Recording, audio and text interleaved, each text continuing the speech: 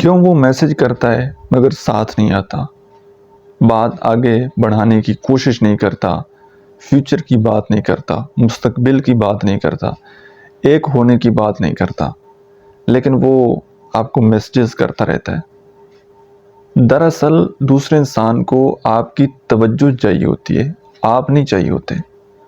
اس کو آپ کی صرف اور صرف وہ جو آپ میسج پر دوسرے انسان کو ڈوز دیتے ہیں نا، یا میسج پر جو دوسرے انسان کو آپ ٹائم دیتے ہیں، اس کو بس صرف اتنی ہی ضرورت ہے۔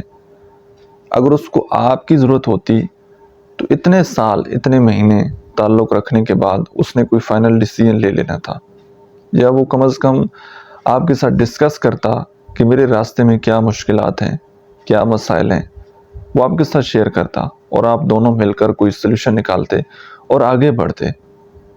لیکن سم ٹائم دوسرا انسان، اس کو آپ کی ضرورت نہیں ہوتی، وہ صرف اور صرف اس کو ایک ایڈکشن ہوتی ہے، اس کو ایک توجہ چاہیے ہوتی ہے، میسج پر اس کی آپ کے ساتھ ایک عادت ہو جاتی ہے، وہ صرف اور صرف وہ اپنی عادت پوری کرتے ہیں۔ ان کو وہ جب ڈوز مل جاتی ہے، توجہ مل جاتی ہے، تو وہ خوش ہو جاتے ہیں، ان کا پیٹ بھر جاتا ہے۔ لہٰذا یاد رکھیے گا، جو انسان آپ کے ساتھ زندگی گزارنے کا فیصلہ نہیں کرتا، آگے نہیں بڑھتا، اس کو پیار کی، محبت کی، ٹائم کی ڈوز دینا بند کر دیجئے، کیونکہ اس کی تو تاریں کہیں اور فٹ ہیں۔